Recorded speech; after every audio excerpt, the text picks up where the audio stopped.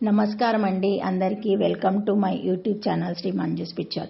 మనము శ్రీశైల బ్రహ్మోత్సవాల గురించి తెలుసుకుందామండి. మార్చి 1న ప్రారంభమయ్యాయి. శైవ క్షేత్రాల్లో శ్రీశైలము తలమానికము. అది మధ్యంతరాహితుడైన పరబ్రహ్మకు పవిత్ర చిహ్నంగా ఇక్కడ మల్లికార్జున మహాలింగ చక్రవర్తి కొలువై ఉన్నాడు. 12 జ్యోతిర్లింగాలలో రెండోది ఈ క్షేత్రమే. శ్రీ భ్రమరాంబదేవికి నెలువైన శక్తిపీఠం కూడా ఇదే. కొలువైన దివ్యక్షేత్రం శ్రీశైలం సకల వేదాలకు మూలాధారము. అటు జ్యోతిర్లింగము, ఇటు శక్తిపీఠము ఒకే గిరిశృంగం మీద వెలిసిన తావు ఇది. సకల లోకారాజ్యంగా త్రైలోక పూజితంగా బాసిల్లుతుంది. శ్రీశైల క్షేత్రంలో పంచాక్షరి ప్రతిధ్వనిస్తూ ఉంటుంది. శ్రీశైల క్షేత్రము ఒక భూమండలానికి కాక సర్వ జగత్తుకు గరిమానాభి అనే వేదోక్తి. అందుకే పూజా సమయంలో సంకల్పంలో మనము శ్రీశైలానికి ఏ దిశలో ఉన్నామో భగవంతునికి తెలియజేసుకుంటాము. పురాణాలు వర్ణించిన శ్రీశైల ప్రాశస్త్యము మహత్వపూర్ణము.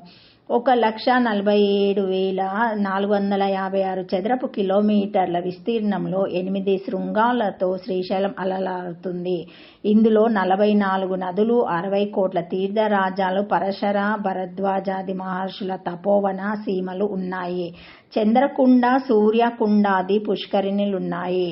స్పర్శవేదాలైన లతలు, వృక్ష సంతతులు, అనేక లింగాలు, అద్భుత ఔషధాలు ఉన్నాయి. గిరులు బరులను దాటి శ్రీశైల మల్లన్న సన్నిధికి చేర్చే దారి ఆహ్లాదాన్ని పంచుతుంది. బ్రహ్మగిరి, విష్ణుగిరి, రుద్రగిరి అనే 3 పర్వతాలకు పాదాభివందనం చేస్తూ వేదఘోషను స్ఫరింపజేస్తూ కృష్ణవేణి నది పాతాళ గంగ పేరుతో ఇక్కడ ఉత్తరవాహినిగా ప్రవహిస్తుంది.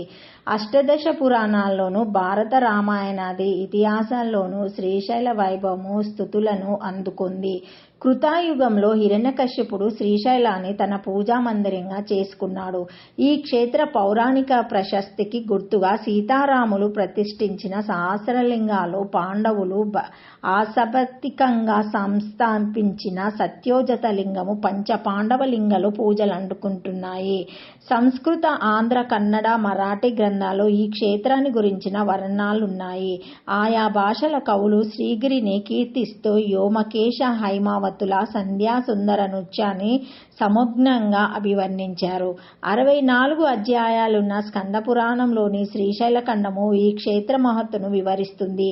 ఈ క్షేత్ర ప్రశాంతతకు ముగ్ధులైన ఆదిశంకరులు కొంతకాలము ఇక్కడ తపస్సు చేసి శివానందలారిని రచించి మల్లికార్జునుడికి పూజాసుమలు అర్పించారు. భ్రమరాంబ సన్నిధిలో శ్రీచక్రాన్ని ప్రతిష్ఠించారు. దత్తావతార పరంపరలో భక్తుల పూజలు అందుకుని నరసింహ సరస్వతి స్వామి శ్రీశైల మహత్యాన్ని వివరిస్తూ తన పాదుకులని పట్టుకున్న తంతుడు ఈయనే అనే భక్తుడికి ఈ క్షేత్ర దర్శన భాగ్యాన్ని కలిగించినట్లు గురు చరిత్ర చెబుతుంది. ఆ స్వామి ఇప్పటికీ కదలీవనములో గుప్త రూపంలో ఉన్నట్లు దత్తభక్తులు విశ్వసిస్తారు. శ్రీశైల క్షేత్రాన్ని దర్శించి ఇక్కడి మఠాలలో ఉన్న సాధకులు, యోగుల వసతి కోసం క్రీస్తు పూర్వం నుంచి అనేక రాజవంశాలు ఎన్నో భూరిదానాలను ఇచ్చినట్టుగా శిలాశాసనాలు, ఎన్నో చారిత్రక ఆధారాలు ఉన్నాయి.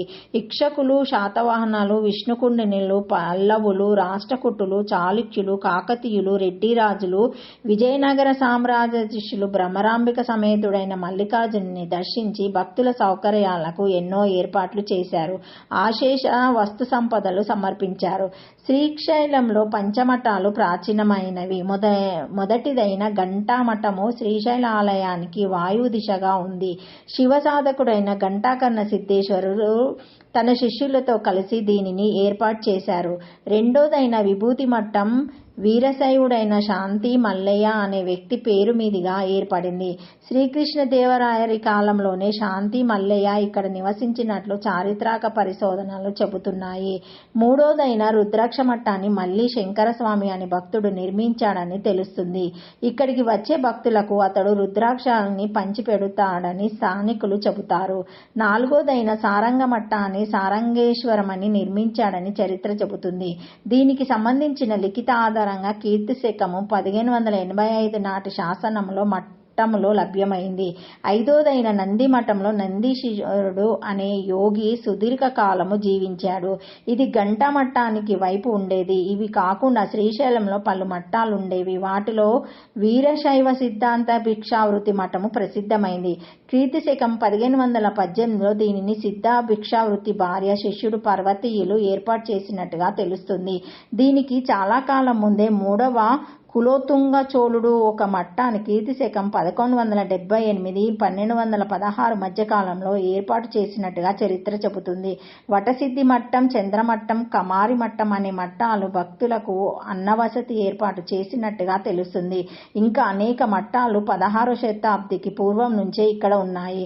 బ్రహ్మోత్సవాలకు శ్రీకారం ఫిబ్రవరి నెల 22వ తేదీ అంకురార్పణ జరిగింది. అనంతరం భృంగి వాహన సేవ, హంసవాహన సేవ జరుగుతుంది. మార్చ్